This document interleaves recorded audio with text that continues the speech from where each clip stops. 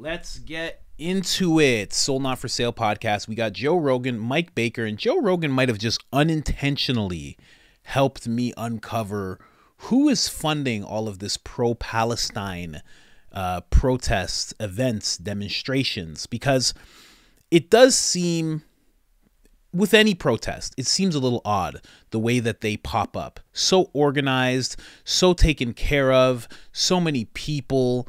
It's interesting. So in this conversation, Mike Baker and Joe Rogan are just talking about, disinformation, misinformation, China's hand in it.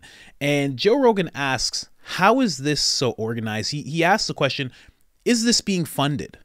And Mike Baker goes into an explanation of it, and I decided to dig a little deeper, and I found some stuff. And somebody is funding this. It's on record. From the leftist news outlets to the right-leaning news outlets, even the Jewish outlets know that this person is funding this. And it's wild. Absolutely wild. So when you ask yourself, how are all these things being funded? Who is funding these things? I have the answer for you, but I'm going to play the Joe Rogan clip first. Let's get into it. Was the former light heavyweight champion. They're on the bus, and they're smashing the windows of the bus, and they slash the tires of the bus.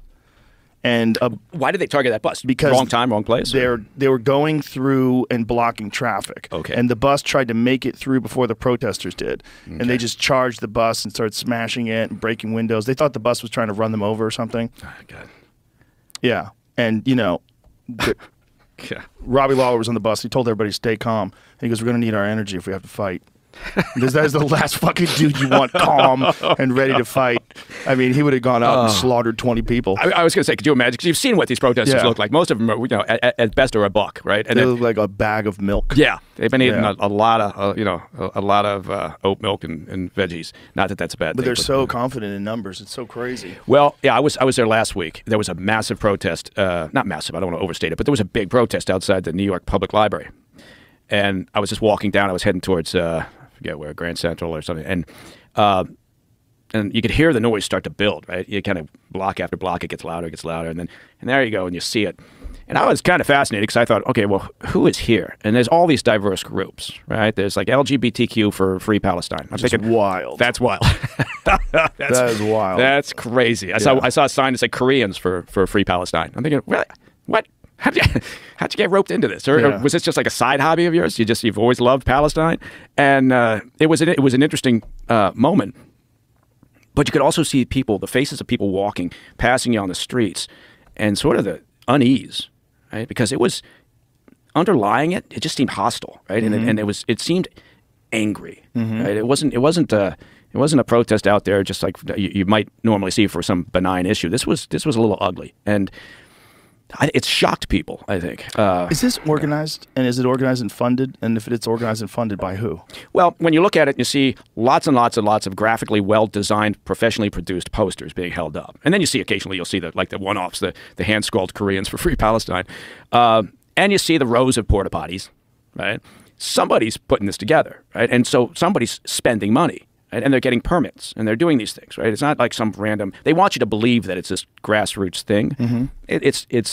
It's funded and it's organized, and where that money is coming from, who knows? I'm sure it's coming from a variety of leftist organizations, and it's who knows? Maybe some of it's coming from Hamas. Businesses and organizations. That is exactly what they would do, right? Is to promote this.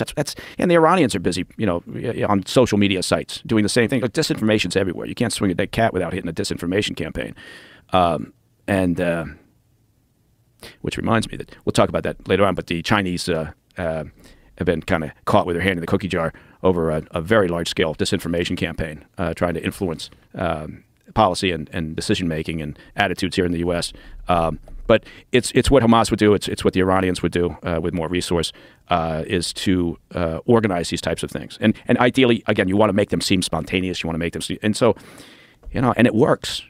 You see that on the news. You see, oh my God, we got these protests. And you say, well, there's a lot of people against this. And the next thing you know, there's this international pressure, and then suddenly the White House is talking out of both sides of their mouth. They have unequivocal support for Israel. But, I think we might need a pause here. We can't do this. And think, okay. that's simply because of the Biden administration looks out there. They make a political calculation. They see all these protests here in the U.S. I mean, the college campuses. They've got a 2024 election coming up. They don't want to lose the Arab American vote. They certainly don't want to lose the youth vote. So what do they got to do? They got to pivot a little bit. And they got to start talking about ceasefire or the long pause or, you know, by God, don't be firing up a hospital or whatever. Yeah, no shit, Sherlock. I think the IDF knows not to, you know, go in, you know, full bore inside a hospital, right? I think they're going to be a little more strategic than that. But the White House does it for, so they're basically driving foreign policy because of U.S. Domestic political concerns, right? What's going to happen in the 2024 election. So I don't think that's necessarily a good way to run foreign policy. What is the China thing? You're saying China got caught with their hand in the cookie jar? Oh, yeah. It's another good thing. It'd be nice if Biden would mention this to Xi when they're sitting down, which they are. But they called it spamouflage, or I think it had a code name of Dragon Bridge. And the idea was that the Chinese Communist Party, through their Ministry of Public Security, is running a large-scale disinformation campaign. And part of it is targeted at Chinese dissidents. So part of it's targeted here in the States at Chinese journalists and activists and others who speak out against Xi and the regime. And so the idea being is that they basically hunt these people down online. They troll them. They overwhelm their message by using thousands and thousands of accounts that they've set up in these farms. Most of this is run out of Beijing. And the idea being they're just basically either trying to push down the activist voice, right, and create a better, more positive narrative for Xi, or in some cases they're actually trying to find them, right, and influence them directly. And so there was that story about New York City, that these secret police stations that the Ministry of Public Security, the Chinese Communist Party's Ministry of Public Security, was running here in the States, and still continue to run, frankly. But they had a couple of their MPS agents here in New York, and part of what they were doing was dealing directly with activists, basically threatening them, harassing them, and trying to, again, shut them up. They've done other things too. I mean, they were involved in spreading messages related to the George Floyd protests. So they've got evidence, and this is a report that who did this? CNN, I think, put this together after studying a vast amount of documentation, right, and information that was FOIA'd and brought out from a variety of places, and also from social media sites that pulled together their own research. So George Floyd, protests, and then the second year of that, they're still promoting it, and the idea is they're pushing out narratives that say, America is a completely racist society, and democracy doesn't work, and that's exactly what you would expect them to do, but it's on a scale that I don't think we understood completely, right? And the U.S. government has just come out basically and felt like they had. And I think Meta was also involved in the research, and they've come out and talked about it and said, yeah, this is a problem. Now, whether Biden talks to him about that or not, I don't know. But the other thing they do is that they came out and they identified. But we talked about this before. Is the Chinese regime using this disinformation campaign, this spamouflage or whatever it is. Some of the specific examples where they went after a Texas-based rare earths processing facility. Right. So basically working to shut that down, essentially, right? To get the voices in the community against this. And how do they do that? Well, they promote, they sponsor, they encourage environmental groups and activist groups, right? And so, it's not as if, again, it's not as if people want to make a direct connection and say, "Are you telling me that Greenpeace is taking money from the CCP?" And no, it's more sophisticated than that, right? But they are doing that. They are promoting these environmental activist groups to basically push that message that mining's bad, right? You don't want to go after rare earth minerals because that's bad for the earth, right? And certainly not processing. And so, meanwhile, they have a fucking monopoly on the whole thing, right? But they've been doing that for years, right? And they know. And so what they've realized relatively early on was, even more so than going out and locking up mining rights overseas, right? If you're talking about, the Congo, you're talking about Australia, South America, for lithium, then even more important was impacting your main competitors' regulatory policies, right? And so they understood that if they can encourage, right, local and city councils, and state governments, and the federal government to and they really focus on local and state because that's an easier lift, right? Going changing federal policy they probably got tired of the bureaucracy. So, whole lot he just said there, and a lot of times, I always bring up Mike Baker and I say ex-CIA agent, but I was looking into. Here's the thing. Here's another thing. He brought up the Iranians possibly having something to do with the funding. He's bringing up China because, you know, that's a big talking point that a lot of people in the gov like to bring up, you know, ever being afraid of China and Russia. And then he also brings up Hamas funded. And all of those things make sense, but that's actually not what's happening. Now, to say that he knows that and he's just refraining from saying this name, I don't know that that's true, but here's what I found. Very left-leaning establishment here with the New York Post. Groups behind Israel bashing protests, backing Hamas attacks, got $15+ million from Soros. This is real. This stuff's being funded by George Soros. Now, how does that happen? You know how people talked about like Ron DeSantis being funded by Soros and certain people being funded by Soros? Well, you know, they don't meet up with Soros and Soros says, here you go. Thanks a bunch for all your hard work. Here you go. He doesn't do that.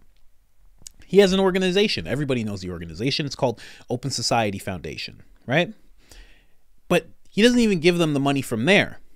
He will give an organization that sometimes even will give an organization that will finance or fund events, protests, you know, presidential candidates possibly.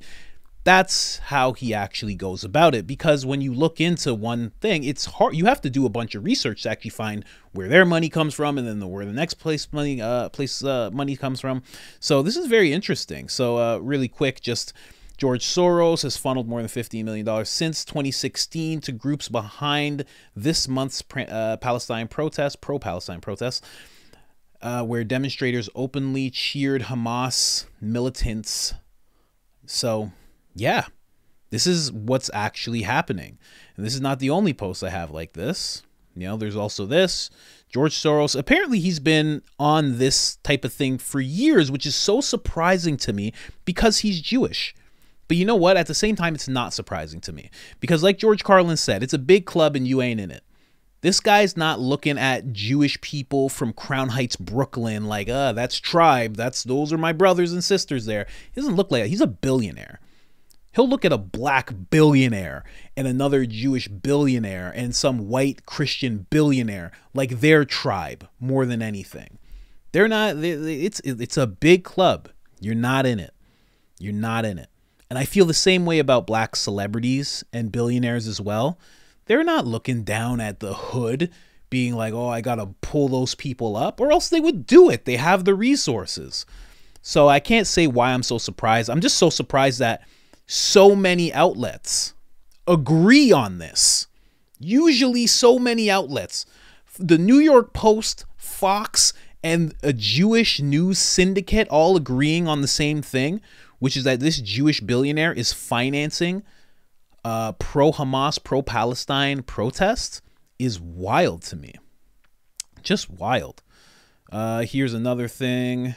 You know, in 2007, Soros chastised the Bush administration for their commitment to Israel, calling the U.S. and the Jewish state to work together with Hamas, whose forces killed more than 900 people across the Gaza border on Saturday. This is a different event, just so you know. That's not the events of what we're hearing. That was a different event, but like, yeah.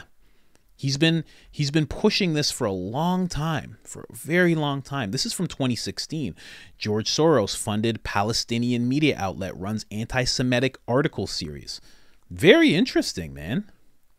Because again, the guy's Jewish, but again, elite is elite. You know, my friends who are Jewish do not have backing or support from Soros solely because they're both Jewish. And this shows it now more than ever. And you know what also is very odd to me is that this year, I saw people getting branded as anti-Semitic for criticizing George Soros. So to whoever was doing that, I would say to those Jewish people, wake up. This guy is not for you, obviously. If you're a supporter of Israel and you think that you got to support George Soros because he's one of you, buddy, not quite one of you. One of the guarantees was listed, was Watan News, a Palestinian media outlet with over 2.7 million followers on Facebook, which received a heavy $400,000 from Open Society Foundation from 2012 to 2014. An inquiry shows that Open Society Foundation confirmed that the media outlet remains a guarantor or a grantee till today. So he's granting money to these people. But then also, you know, I didn't even look into it, but also probably doing the same thing with pro-Israel stuff as well. Supporting the Jewish people, supporting both sides. This is wild how much stuff there is on this. But this, I'm not going to say this is the sole person doing all this, but there is quite a bit of proof that he is involved. Currently involved. About $13 million has been dispersed to leftist advocacy group. Oh, sorry. Let me make sure you guys can read this. Has been dispersed to leftist advocacy groups by the name of, and this is what I was talking about at the beginning, Tide Center. So, which funds nonprofit organizations that justify Hamas attacks on Israel and the subsequent killing of 1,400 civilians. So, again, it's not always Open Society Foundation that's doing this. They will donate to another organization, and that organization will fund the things. And there's a lot of that. And believe you me, Soros isn't the only one doing it. I would think that China probably has a hand in that, but even more so, I would think, listen, yeah, here nor there, you know, BLM, certain organizations, these organizations are being funded. And they're being funded so they can do the things that bigger organizations or administrations or anybody who has a dog in the race can't be seen doing. Even Fox, flashback. Soros wrote an op-ed bashing U.S. for not working with Hamas. This is the same story that I was reading before, but it's just wild that they can all come to this consensus that this is the person who is doing this. You know, it's so funny. Because Elon Musk really meant it when he said that he thinks George Soros hates humanity. This is a Jewish outlet. Even this Jewish outlet knew Soros funneled $15 million to groups behind pro-Palestine, pro-Hamas, because that's a very different thing, pro-Hamas protests. Wow. This is wild. This is the person. Again, not solely. I won't say it's solely him, but again, same thing you're reading here. Open Society records $13 million through their company, and look into that company. Look into it. Sorry, let me sure you see that. Tide Center, a left-wing advocacy group. Look into everything that they're funding. Look into everything that they're giving money to, because they are more than likely working on behalf of Open Society Foundation, which is probably working at the behest of, you know, allegedly the orders of George Soros. Yeah. And then there's also China, of course. You can't just blame it all on Soros. I wouldn't do that. There's China as well. And the reason that they're taking a soft, this article is talking about this. It's talking about why they're taking such a soft approach to Hamas, and they're not like outright condemning them like everybody else. It's because they're trying to garner world leadership amongst everybody in the Mideast. Not just what's surrounding Palestine or Gaza or whatever, what have you. The people who, you know, the Iranians, the Saudis, like all these different people, they're starting to think like, maybe if we are not so harsh on Hamas, we can garner some favor with these people, because, you know, China's end goal is to, you know, have a lot of control in the world. All of it, I would think.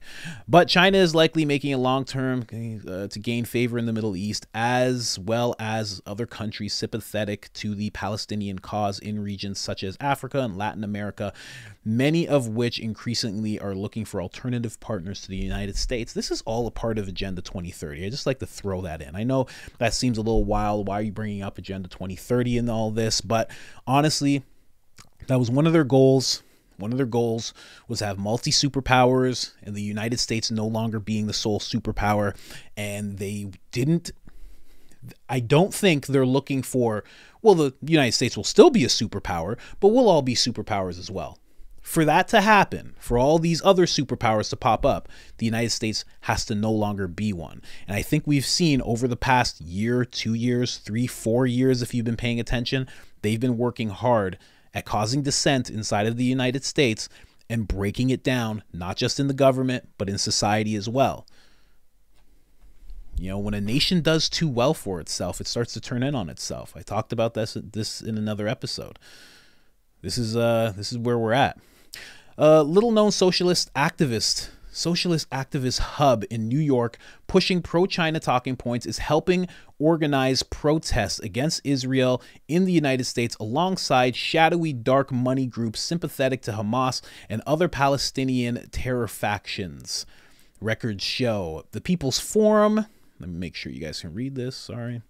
The People's Forum, which dubs itself, listen to this, a movement incubator for working class and marginalized communities to build unity across historic lines of division at home and abroad.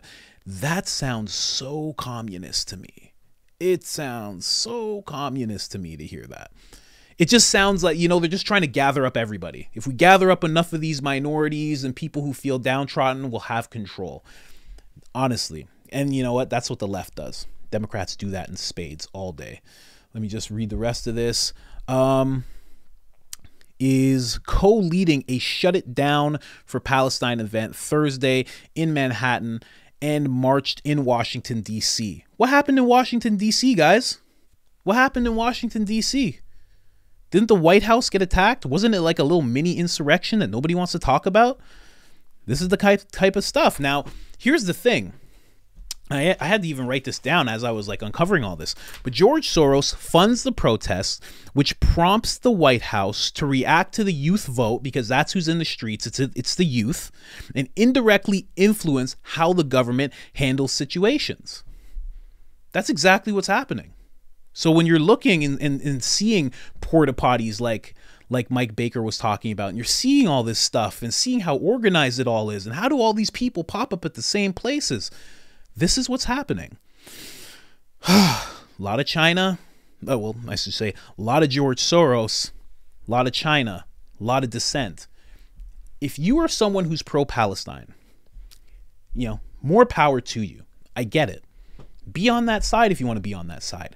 But watch who you're actually marching for. Watch the events that you're actually going towards, because some of these events are only being put in place to cause dissent and chaos and violence in the United States. You have to be aware of that. Mike Baker even said it's trying to make it look like it's grassroots, but it's not. If you are on that side, go start your own grassroots thing. Go and get a bunch of your own people and do this. Because when you get into these bigger factions that turn into these violent, and then a counter protest comes, and now you're at the White House and you're shaking the fence and they're defacing monuments, trust me, the mob mentality in your mind will kick in, but don't give in to that. Don't give in to that. Start your own thing. If you want a peaceful protest, go start your own peaceful protest. But just watch what hands that you're falling into when you jump into these huge protests. And other than that, guys, I gotta go. I gotta go to the washroom so bad. I'm out. Peace. Subscribe.